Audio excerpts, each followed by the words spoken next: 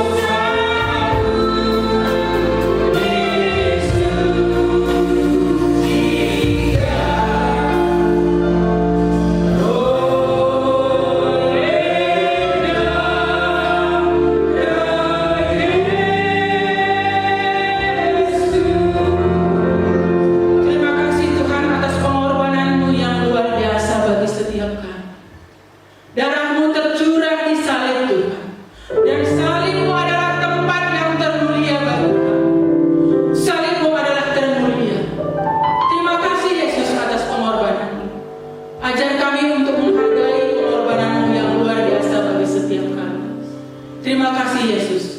Engkau sungguh termulia. Engkau Yesus yang ajaib. Kami masih mau terus memuji, menyembah Engkau. Terima kasih Bapa. Haleluya. Amin. Yesus kita mati di kayu salib. Tapi Yesus kita adalah Yesus yang hidup. Kuasanya tidak terbatas. Amin. Dia telah mengalahkan maut untuk menebus dosa setiap kita. Yesus ajaib.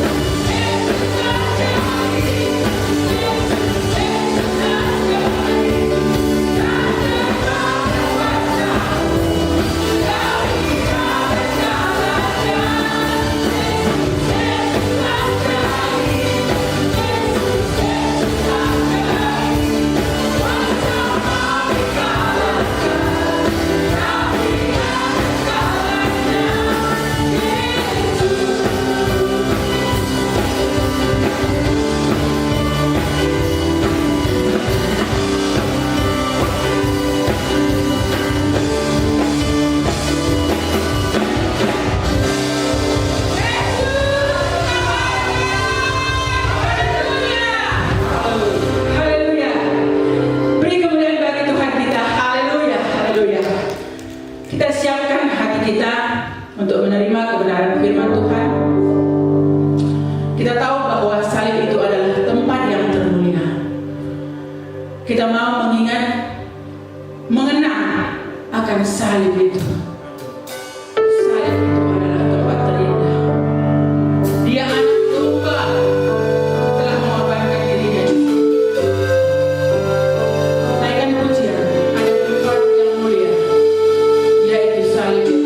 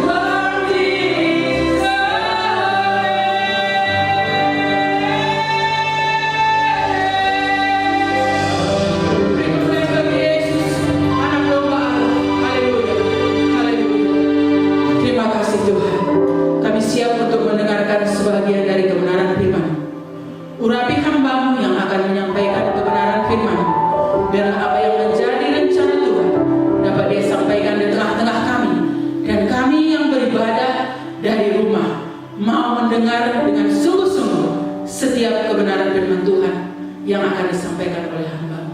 Kami siap mendengarkan kebenaran firman-Mu, bahkan lebih jauh kami siap menjadi pelaku firman-Mu di dalam nama Yesus. Haleluya. Mari sama-sama katakan amin. Haleluya. Salam bagi kita semua. Haleluya. Shalom Bapak Ibu Saudara kasih Tuhan. Luar biasa kita boleh kembali merayakan Jumat Agung, di mana hari ini bertepatan kita merayakannya, dan kita bersyukur kebaikan Tuhan yang begitu luar biasa dalam kehidupan kita. Kita boleh merayakan kematian Tuhan Yesus Kristus. Tuhan begitu baik, sekalipun perayaan tahun ini sedikit berbeda dengan tahun-tahun sebelumnya. Kita merayakan ibadah, mengadakan ibadah secara online di rumah masing-masing. Tapi saya percaya hadirat Tuhan tidak terbatas oleh kondisi, situasi, tempat dimanapun kita berada. Saya mengutip dari seorang hamba Tuhan, Pastor Daniel, dia dari Robert di Australia. Ada 4 hal yang bisa kita dapatkan di ibadah online. Yang pertama, saudara nggak perlu parkir. Mungkin kalau ke gereja sibuk cari parkir gitu ya, saudara nggak perlu parkir, saudara. Yang kedua, saudara bisa kapanpun untuk refill minuman favorit saudara, kopi, teh gitu ya. Yang ketiga, saudara bisa ibadah secara online di rumah masing-masing dengan baju yang paling nyaman buat saudara. Mungkin ada yang pakai piyama hari ini ketika mendengarkan firman Tuhan. Coba lihat kanan kirinya. Ya, yang keempat, ini jangan dilakukan saudara ya. Kamu bisa mute your pastor, kamu bisa mengecilkan atau menghilangkan suara dari pengkhotbahnya. Hari ini hal itu jangan dilakukan, karena saya akan membagikan kebenaran firman Tuhan yang saya percaya itu akan memberkati setiap kita. Amin. Mari kita sama-sama masuk dalam kebenaran firman Tuhan. Judul khotbah saya adalah Kristus telah mati untuk kita. He died for us. Untuk apa Yesus mati? Apa yang sedang dikerjakan Allah melalui kematian Yesus? Mari kita buka kitab kita dalam surat Roma pasal yang ke-5 ayat 6 sampai ayat yang ke-8. Surat Roma pasal yang ke-5 ayat 6 sampai ayat yang ke-8. Firman Tuhan mengatakan demikian. Karena waktu kita masih lemah, Kristus telah mati untuk kita. Haleluya. Orang-orang durhaka pada waktu yang ditentukan oleh Allah. Sebab tidak mudah seorang mau mati untuk orang yang benar, tetapi mungkin untuk orang yang baik ada orang yang berani mati. Ayat yang ke-8 dikatakan, akan tetapi Allah menunjukkan kasih-Nya kepada kita oleh karena Kristus telah mati untuk kita ketika kita masih berdosa. Saudara dikasih Tuhan, firman Tuhan mengatakan melalui surat Roma ini, Paulus menjelaskan kepada kita apa yang sedang dikerjakan Allah melalui kematian Yesus. Yang pertama kita lihat di dalam ayat yang ke-6, karena waktu kita masih lemah, Kristus telah mati untuk kita, orang-orang durhaka, pada waktu yang ditentukan oleh Allah. Yang pertama saudara, kematian Kristus merupakan penggenapan waktu Allah dalam kehidupan orang percaya, dalam hidup umat manusia. Kenapa dikatakan Tuhan gak tunggu kita untuk jadi orang baik baru Dia mau mati buat kita? Tuhan gak tunggu kita untuk bertobat dulu baru Tuhan mati untuk kita. Alkitab mengatakan pada waktu kita masih lemah, Kristus sudah mati untuk kita. Dalam terjemahan firman Allah yang hidup, saya akan bacakan buat Bapak Ibu Saudara. Pada saat yang tepat, ketika kita sama sekali tidak berdaya, dengan tiada jalan keluar, Tuhan kasih Tuhan, orang-orang berdosa yang jauh dari Tuhan, mungkin kita dulu tidak kenal Tuhan, kita adalah orang-orang yang sama sekali tidak berdaya, hidup tak punya pengalaman, tidak ada jalan keluar dalam hidup. Pada waktu itulah Kristus sudah mati buat kita. Kristus datang dan mati untuk kita, orang-orang yang berdosa. Dalam terjemahan bahasa Indonesia masa kini dikatakan begini saudara, ketika kita dalam keadaan tidak berdaya, Kristus mati untuk kita pada waktu yang tepat, yang ditentukan oleh Allah. Padahal kita orang-orang yang jauh dari Allah. Luar biasa saudara. Alkitab mengatakan bahwa kematian Kristus itu merupakan penggenapan waktunya Tuhan. Ditentukan pada waktu yang tepat. Dulu kita gak kenal Tuhan, kita gak mengenal kebenarannya, hidup jauh dari Tuhan. Mungkin banyak di antara kita juga dulu hidupnya brengsek, hidup kita moralnya bejat.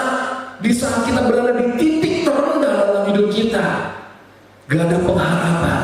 Tuhan sudah mati buat kita. Sungguh luar biasa saudara, sungguh luar biasa. Tuhan menunggu kita untuk bertobat dulu. Tuhan menunggu kita untuk jadi orang baik dulu, baru Dia mati untuk kita. Tapi di saat titik terendah dalam hidup kita, Kristus telah mati untuk kita. Pada saat yang tepat itulah, di saat dimana kita tidak berdaya, gak ada jalan keluar, Kristus mati buat saudara dan saya. Jika kematiannya merupakan penggenapan waktu Allah dalam hidup kita, pada waktu yang tidak tepat, tidak terlambat karya Tuhan dalam hidup kita, seharusnya hal ini menguatkan hidup kita. Amin saudara.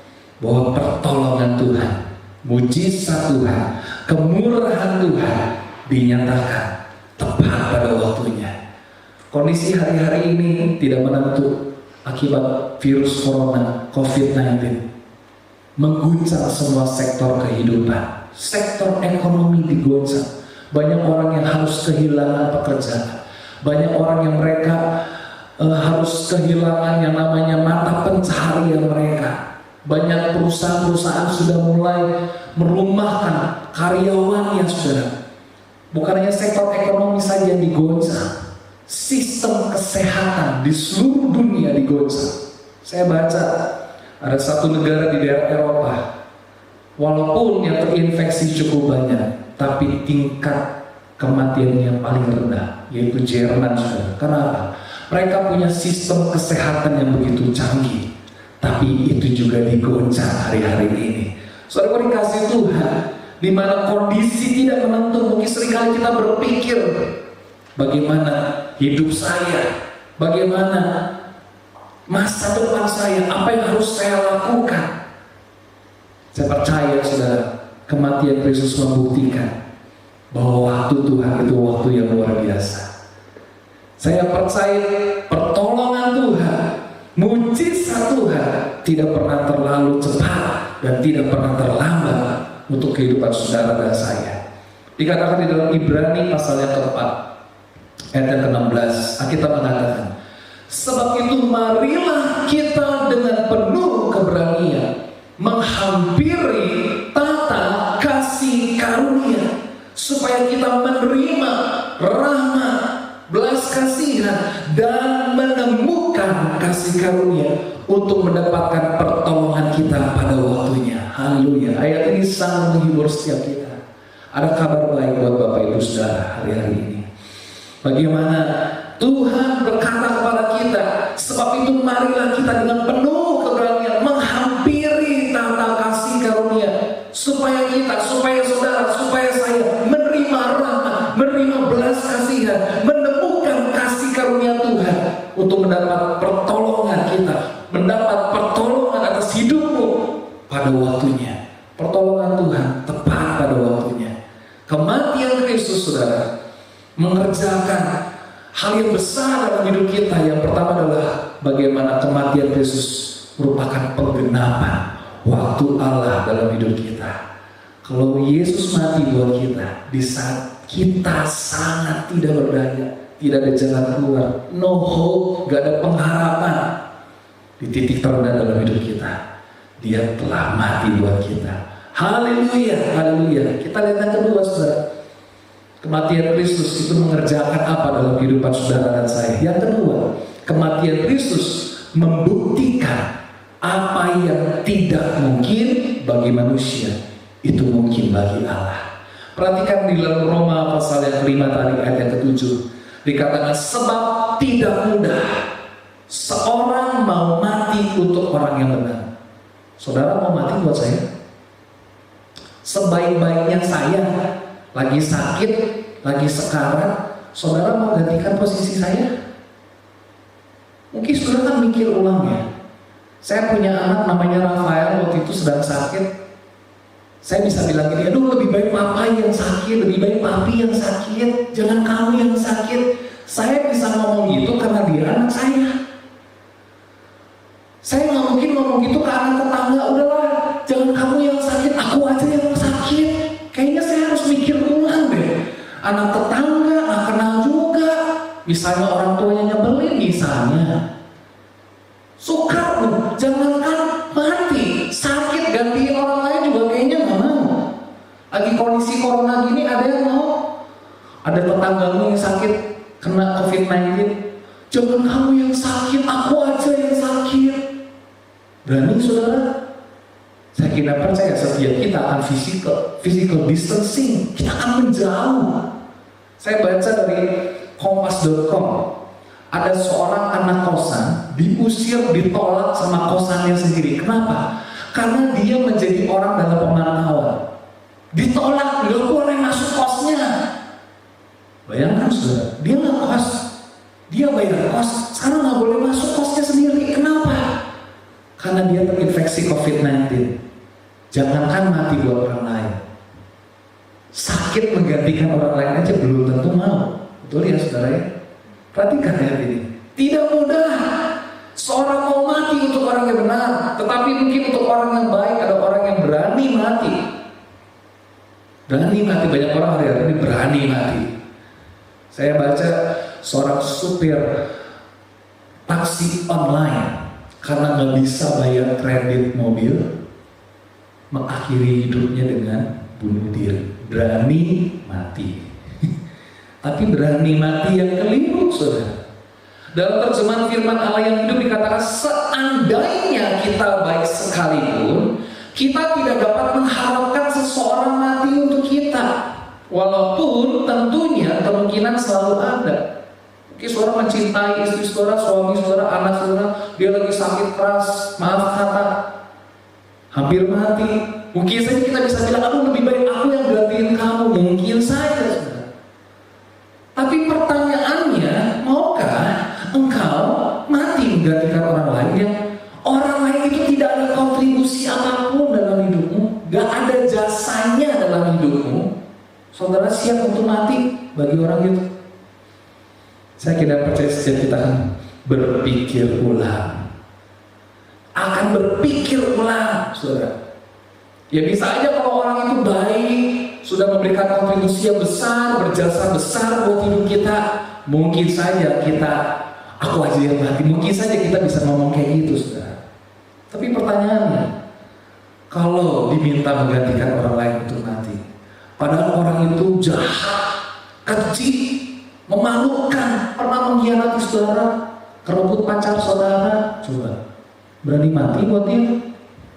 Utang nggak bayar-bayar, berani mati untuk orang itu? Dosanya nggak terampuni, suka gosipin saudara, suka fitnahin saudara, berani mati untuk orang itu?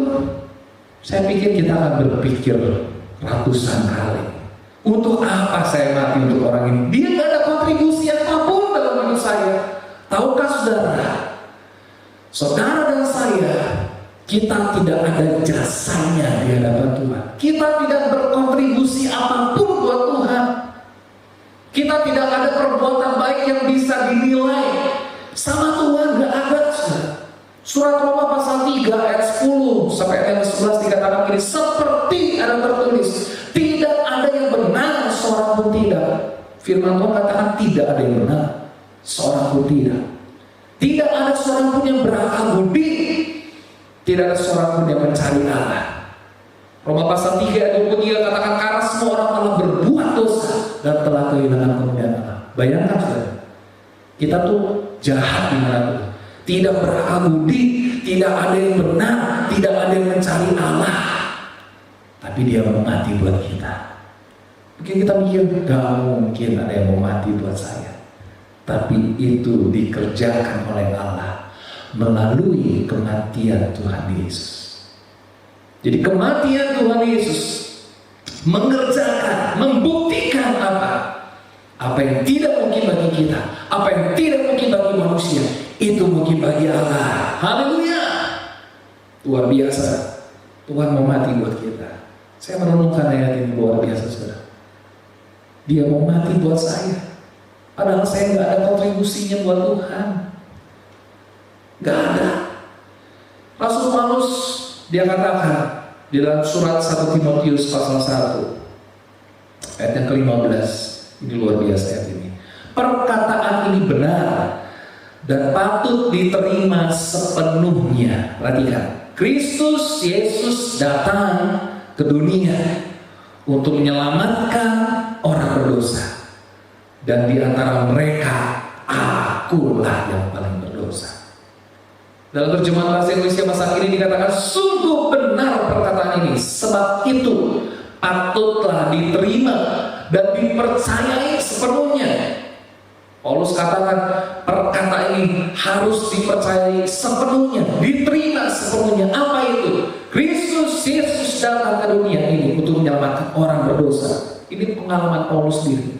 Dia katakan apa? Saya orang berdosa yang paling jahat. Bapak Gembala pernah bilang Paulus itu gembongnya penjahat, terjahat di antara orang yang jahat. Bayangkan saudara, terjahat di antara terjahat. Rasanya nggak mungkin orang kayak Paulus bisa selamat menurut kita manusia. Mungkin kita pernah bilang nih, lihat orang itu jahat banget ya, udah ngebunuh, maaf kata memperkosa misalnya, mutilasi orang itu jauh udah mati, dia masuk neraka deh. Mungkin sebagian besar kita kalau mau udahlah masuk neraka, kalau udah nggak mungkin selamat. Tapi ini dia terima Yesus. Perhatikan baik-baik. Pikiran kita mungkin berkata tidak mungkin, tapi bagi Allah segala sesuatu itu mungkin. Segala sesuatu itu mungkin. Nanti saudara boleh buka di dalam firman Tuhan di dalam Matius pasal 19 ayat 16 sampai 26. Saya kan tidak akan bacakan. Saudara boleh buka Alkitabnya Matius pasal 19 ayat 16 sampai 26. Saudara boleh catat. Ada sebuah cerita di sini dikatakan bagaimana ada seorang yang muda, orang kaya, dia datang sama Tuhan. Dia datang kepada Yesus. Dia berkata gini, Guru, perbuatan baik apa yang harus saya lakukan supaya memperoleh hidup yang kekal? Lalu Tuhan Yesus bilang ini kepada anak muda ini, hanya satu yang baik, ya. Kalau kamu ingin masuk ke dalam hidup yang kekal, turuti segala perintah Allah.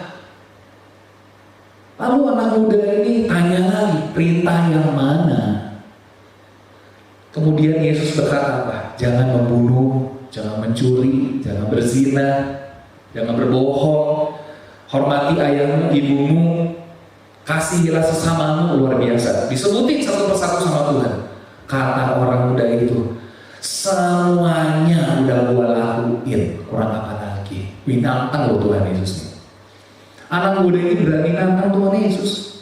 Semuanya sudah saya lakukan, apalagi yang masih kurang? Makanya jangan suka nantang Tuhan. Nanti dijawabnya merumitkan hidup kita, loh, saudara. Kata Yesus kepadanya apa? Jikalau engkau hendak sempurna, pergi, jual harta bendamu, berikan kepada orang miskin, engkau akan beroleh harta di surga, ikut aku. Waduh. Anak muda ini ketika dengar Tuhan Yesus ngomong gini, dia mikir ribuan kali. Dia sedih hati, firman Tuhan katakan, kenapa? Karena saking banyaknya hartanya. Lalu Tuhan bilang apa? Alangkah sukarnya bagi seorang kaya masuk dalam kerajaan surga. Lalu murid-murid Tuhan mereka pada heboh, mereka pada panik, ya. Lalu Tuhan Yesus bilang gini lagi, lebih mudah seekor unta masuk ke lubang jarum, melalui lubang jarum, daripada seorang kaya masuk dalam kerajaan surga. Waduh, murid-murid Tuhan mereka panik. Kalau gitu siapa yang bisa masuk surga? Siapa yang bisa? Tuhan bilang apa? Bagi manusia hal ini tidak mungkin, tetapi bagi Allah segala sesuatu mungkin. Amin. Hari-hari ini mungkin dengan kondisi di sekeliling kita, seringkali pikiran kita berkecamuk dan kita berkata, waduh nggak mungkin kayaknya. Nggak mungkin saya bisa kuliah, nggak mungkin usaha saya bisa maju, nggak mungkin saya bisa melanjutkan studi saya, nggak mungkin. Begitu banyak pikiran kita yang mengatakan tidak mungkin. Tapi ada kabar baik buat saudara hari ini. Kematian Kristus membuktikan apa yang tidak mungkin bagi manusia itu mungkin bagi Allah. Kita lihat yang ketiga, saudara. Apa yang dikerjakan Tuhan, apa yang dikerjakan oleh Allah melalui kematian Kristus. Di dalam Roma pasal yang ke-5 tadi dikatakan, ayat yang ke-8, akan tetapi Allah menunjukkan kasih-Nya kepada kita oleh karena Kristus telah mati untuk kita ketika kita masih berdosa. Perhatikan. Jadi kematian Kristus itu mendemonstrasikan kasih Allah kepada manusia. Tuhan gak cuma ngomong aku sayang kamu, aku cinta kamu, aku mengasihi kamu, tapi Dia melakukan sebuah tindakan yang begitu luar biasa. Karena kasih itu tindakan, bukan hanya sekedar kata-kata. Love is action. Kasih harus disertai dengan tindakan, saudara. Saudara dikasihi Tuhan, mungkin saudara bisa memberi tanpa mengasihi, tapi saudara tidak bisa mengasihi tanpa memberi atau melakukan sesuatu. Allah menunjukkan, Allah memperlihatkan kasih-Nya. Allah menyatakan betapa Dia mengasihi saudara dan saya. Dengan apa? Kematian Yesus. Di dalam kematian Kristus kita melihat bagaimana demonstrasi kasih Allah itu dinyatakan buat saudara dan saya. Yohanes pasal 3 ayat yang 16. Ayat yang klasik yang pasti kita sudah hafal semuanya. Ya, nanti boleh di rumah yang saudara sedang nonton acara ini boleh bikin kuis. Yohanes pasal 3 ayat yang ke-16. Ya.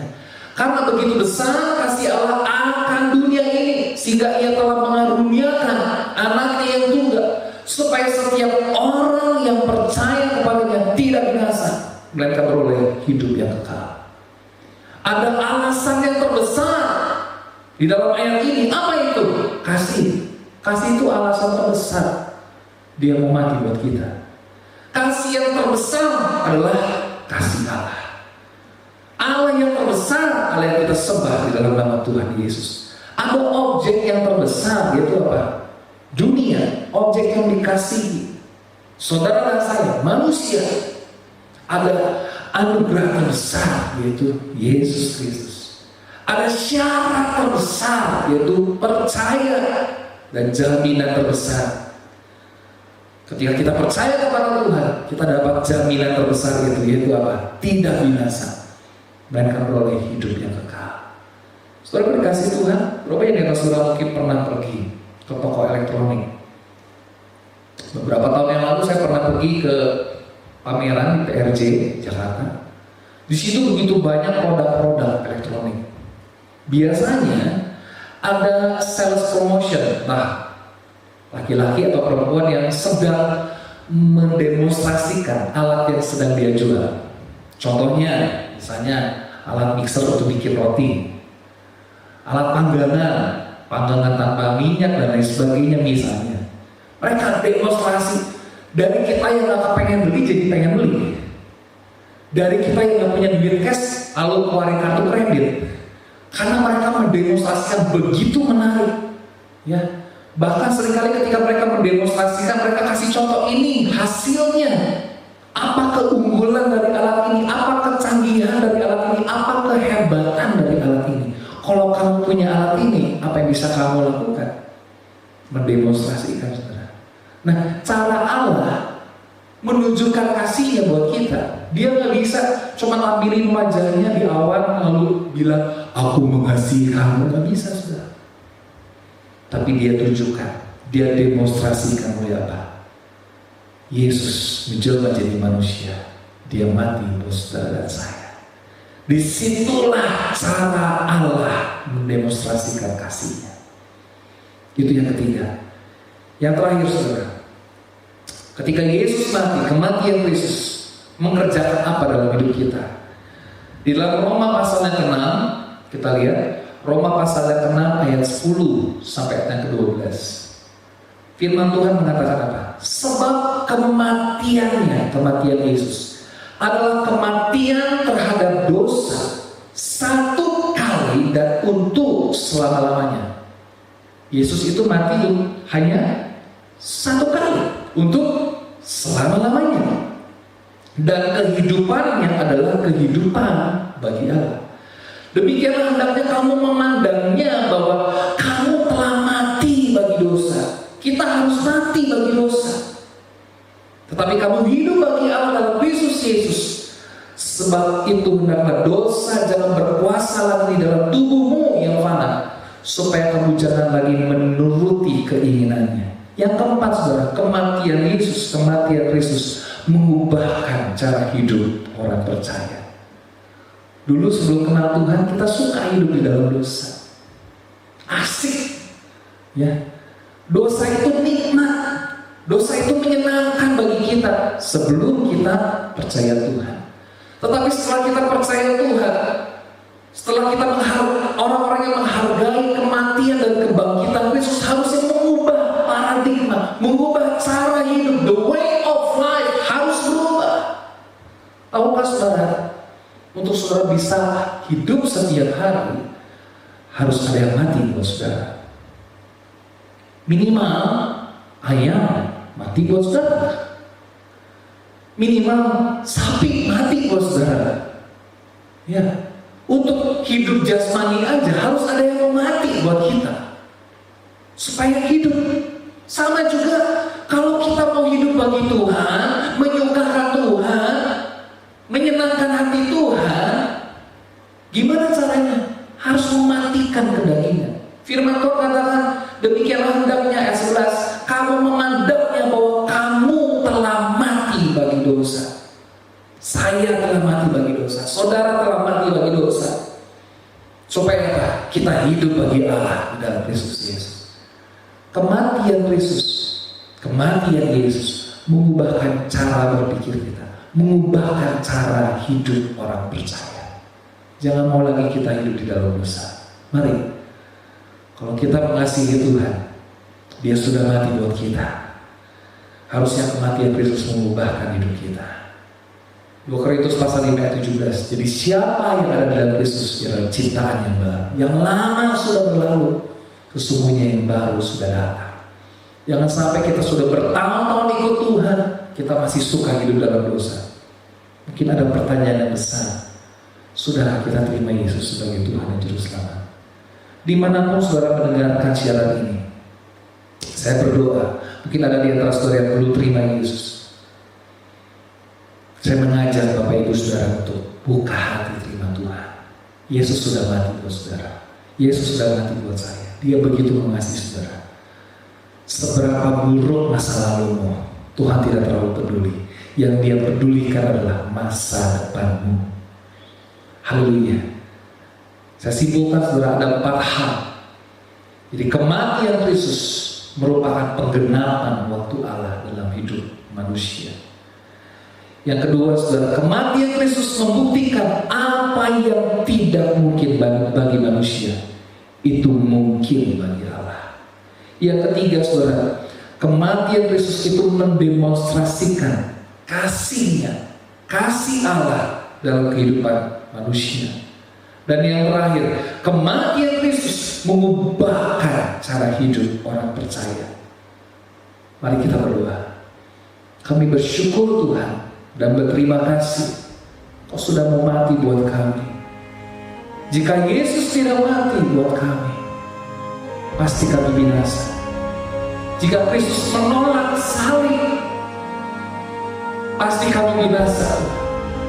Tapi kami bersyukur Tuhan begitu baik. Apa yang tidak mungkin bagi kami, itu Kau lakukan. Yesus mau mati buat kami, sekalipun kami hidup dalam dosa, hidup di luar kebenaran Tuhan, hidup menjauh dari Tuhan, hidup tidak mengenal Tuhan. Bahkan mungkin hidup kami brengsek, masa lalu kami bejat, tapi Engkau mau mati buat kami. Kami tidak ada kontribusi apapun buat Tuhan, tapi Tuhan mau mati buat kami karena cinta-Mu, yang begitu luar biasa. Kau sangat tergila-gila kepada kami Tuhan. Kami bersyukur Tuhan buat anugerah Tuhan yang luar biasa. Sekalipun ibadah dilakukan secara online, tapi biar jemaat Tuhan, siapapun yang mendengarkan Tuhan, firman Tuhan ini dimanapun mereka berada, mereka boleh dirawat oleh Tuhan, dijamah oleh Tuhan. Hari-hari ini kondisi tidak menentu, COVID-19, virus mewabah di Indonesia, terjadi krisis, terjadi guncangan ekonomi dari sektor pariwisata, politik, sistem kesehatan, semua mengalami guncangan. Mungkin ada di antara kami yang takut, khawatir tentang masa depan, tapi kami percaya oleh kematian, oleh kebangkitan menuju Tuhan, hidup kami ada pengharapan. Hidup kami ada pengharapan di dalam Engkau Tuhan. Kami berdoa buat jemaat Tuhan, siapapun yang menyaksikan acara ini, mungkin mereka dalam keadaan sakit, Tuhan jamah Tuhan sembuhkan. Mereka yang lemah dikuatkan oleh Tuhan, mereka yang susah dihiburkan, mereka yang terikat dilepaskan, mereka yang terbelenggu dibebaskan di dalam nama Yesus. Tuhan baik buat kami. Kami yang menghadapi kegumulan masalah diberikan jalan keluar oleh Tuhan. Terima kasih Bapak, terima kasih Tuhan. Hamba-Mu sudah berhenti berkata-kata, tapi kami percaya, Hamba-Mu percaya Roh Kudus akan terus berbicara dalam kehidupan kami masing-masing. Dalam nama Yesus kami berdoa dan mengucap syukur. Haleluya. Amin.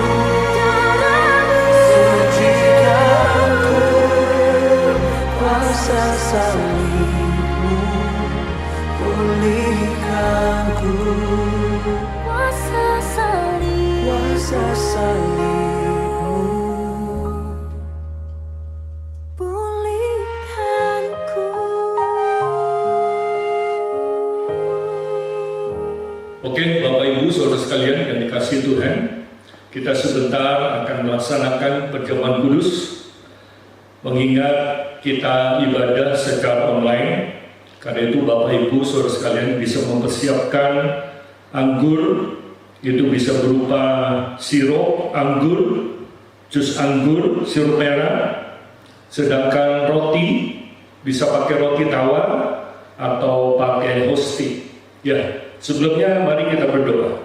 Bapa kami dalam sorga, Bapa yang kami sembah dalam nama Tuhan Yesus, sebentar kami hamba-Mu beserta jemaat yang ada di rumah akan melaksanakan perjamuan kudus. Kami akan minum anggur perjamuan kudus serta hosti sebagai lambang dari tubuh Kristus. Bila Tuhan akan tolong, mungkin ada di antara kami yang datang dengan sakit penyakit, datang dengan kelemahan tubuh, bila Tuhan akan jamah, Tuhan akan sembuhkan dengan sempurna. Terima kasih Tuhan, terima kasih Bapa, di dalam nama Tuhan Yesus. Mari kita angkat hosti kita, roti kita. Firman Tuhan mengatakan, sebab apa yang telah kuteruskan kepadamu, telah kuterima dari Tuhan, yaitu bahwa Tuhan Yesus pada malam waktu yang diserahkan, mengambil roti dan sesudah itu mengucap syukur atasnya, yang memecahkannya dan berkata, inilah tubuhku yang diserahkan bagi kamu, perbuatlah ini menjadi peringatan akan aku. Bukankah roti atau hosti yang kita pecah-pecahkan adalah persekutuan dengan tubuh Kristus? Dalam nama Tuhan Yesus.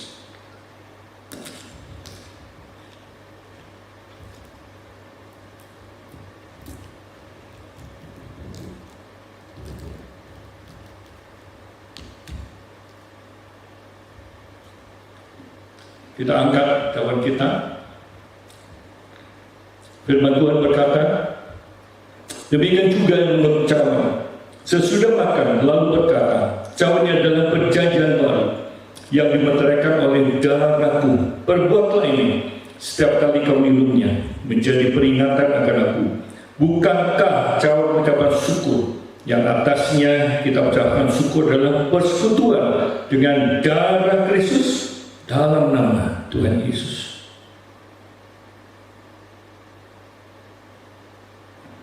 Kita akan kembali berdoa. Bersyukur, berterima kasih kepada Tuhan kalau kami boleh melaksanakan perjamuan kudus. Kami boleh bersekutu dengan tubuh dan darah Tuhan. Yang sakit Tuhan jamah dan sembuhkan. Yang gelisah, yang khawatir, yang takut, Tuhan obati kami supaya kami boleh tenang ya Tuhan. Terima kasih Bapa, berkati keluarga-keluarga Kristen, berkati rumah tangga Kristen. Mungkin saat ini mereka sedang menghadapi kesakitan, kesulitan, baik ekonomi dan lain sebagainya. Tapi mari Tuhan, Kau lawan mereka. Terima kasih Bapa, terima kasih Tuhan. Dadakan tangan, terima berkat daripada Tuhan. Hanya sesuruhku, terima berkat dari Tuhan. Itu berkat jasmani, berkat rohani dan berkat materi. Berkat ini datang dari Allah Bapa, kasih sayang daripada Tuhan Yesus, persekutuan dengan Roh Kudus menyertai saudara mulai saat ini sampai Tuhan Yesus datang kembali. Di dalam nama Tuhan Yesus kami berdoa dan bersyukur. Amin.